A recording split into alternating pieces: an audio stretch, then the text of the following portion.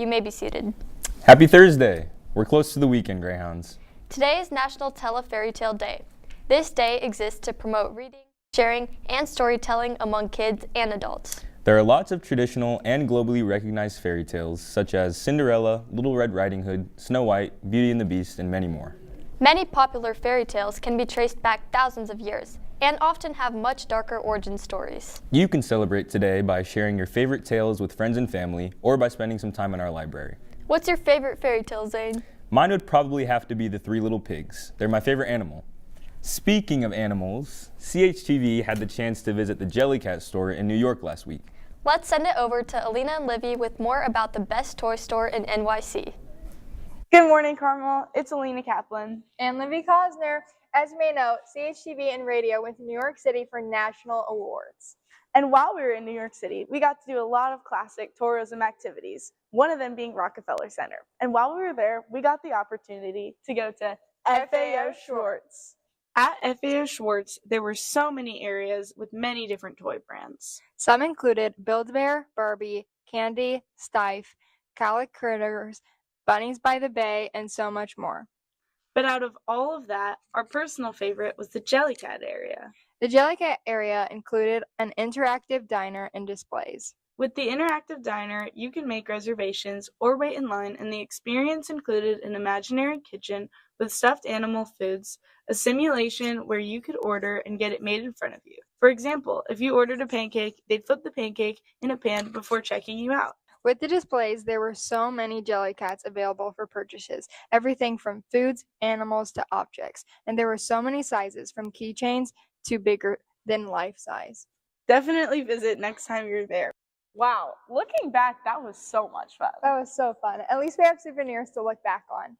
Well, thank you for tuning in, Greyhounds. Now let's send it back to the studio. Thanks, Alina and Livy. New York had lots of great fun and food. Staying on the topic of food, on Wednesday, the Jewish Student Union came together to make the traditional Jewish treat hamantashen. If you're interested in learning more about Jewish culture, JSU meets every other Wednesday after school in A223 and is always welcoming new members. Our sports teams are always looking for new members as well. Let's send it over to Charlotte and Rachel with the winter sports update. Good morning, Greyhounds. I'm Charlotte. And I'm Rachel, back with your sports update for the week. Starting off globally, the Olympics concluded on Sunday with the U.S. finishing second in medal count behind Norway. The men's and women's hockey team both beat Canada in order to seal their gold medal.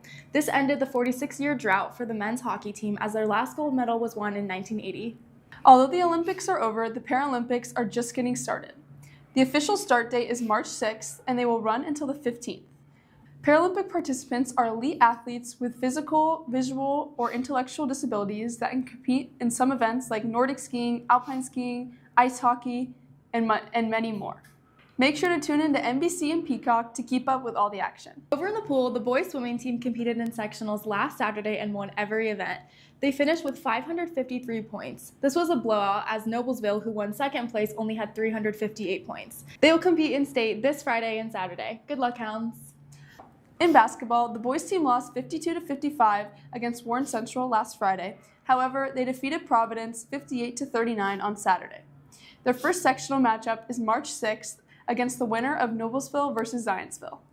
Well, that's all we have for your sports update, Greyhounds. I've been Rachel Wolfengle. And I've been Charlotte Hunter. Now let's send it back to the studio.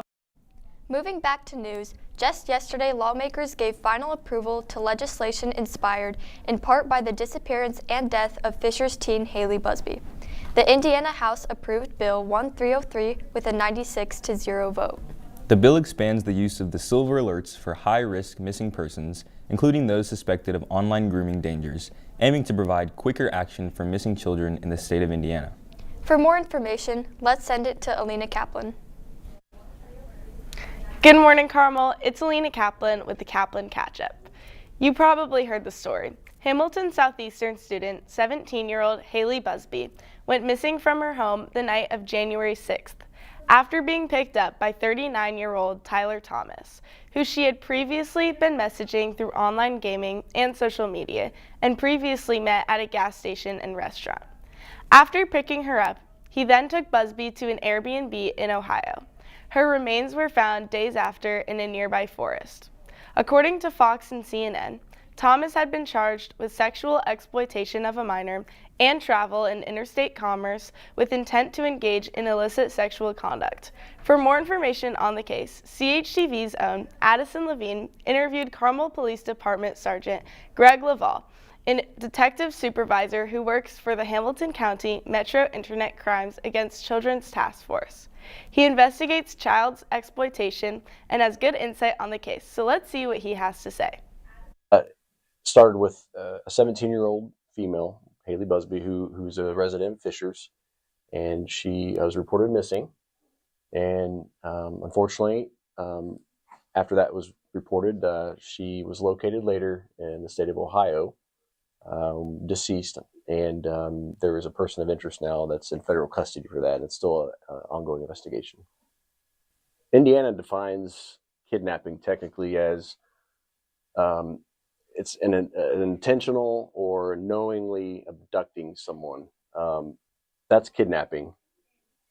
A runaway technically is defined in Indiana as a child that's under the age of 18, and they choose to leave a location like their house or another designated area without permission or a probable reasonable cause, and then the parent or the guardian of that child then wishes them to return. What I'm seeing is these companies, your social media apps like Snapchats, your Facebook, Instagrams, everything you can think of, they're starting to become more, the terminology is called encryption. When it comes to the internet, I think locking down your accounts are probably the most important. Having a passcode that you don't share with anybody else. I think if you can be smart to only accept people you know, maybe choose who is allowed to tag you or follow you. Protecting your locations, I think, is key. The whole Snap Map thing, like. Thanks to Sergeant Lovell and Addison for that interview. A longer version with more information is available on our YouTube. We'll continue to update you on this case. Now, back to Zane and Lisa. Thanks, guys. Now we'd like to wish everyone listed below a happy birthday. Happy birthday, everyone. Now let's tune into today's daily announcements.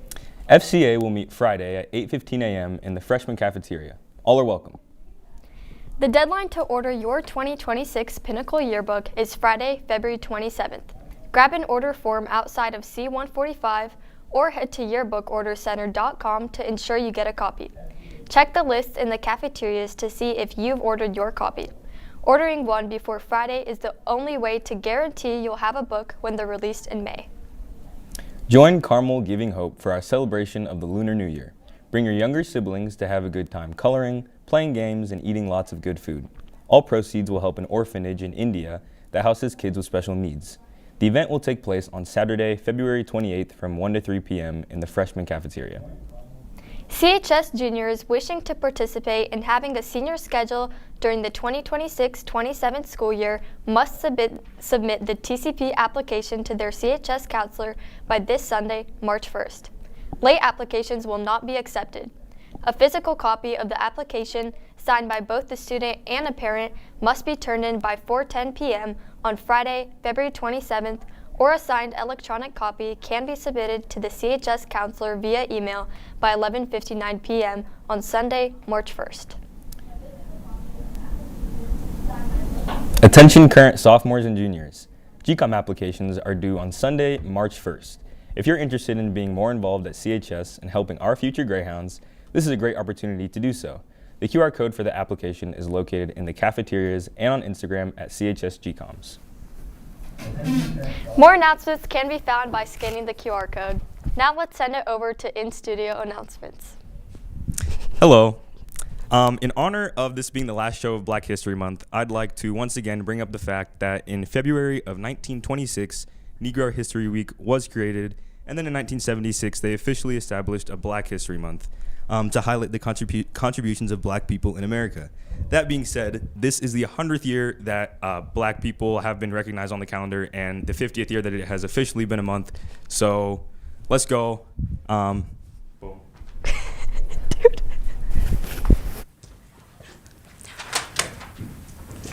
Are you interested in learning about the real-world applications of math? Carmel Math Club and Carmel Mu Alpha Theta will be hosting guest speaker Dr. William Cross on Tuesday, March 2nd, after school in A314. Dr. Cross is an assistant professor of actuarial science and will be lecturing on linear programming. Everyone is welcome. Make sure you subscribe to our YouTube channel at CHTV Carmel Television. And follow our Instagram at Carmel TV to stay updated with all the latest news. Signing off, this has been Lisa Fulkin And Zane Bracken with your morning announcements. Have a thriving Thursday, Greyhounds.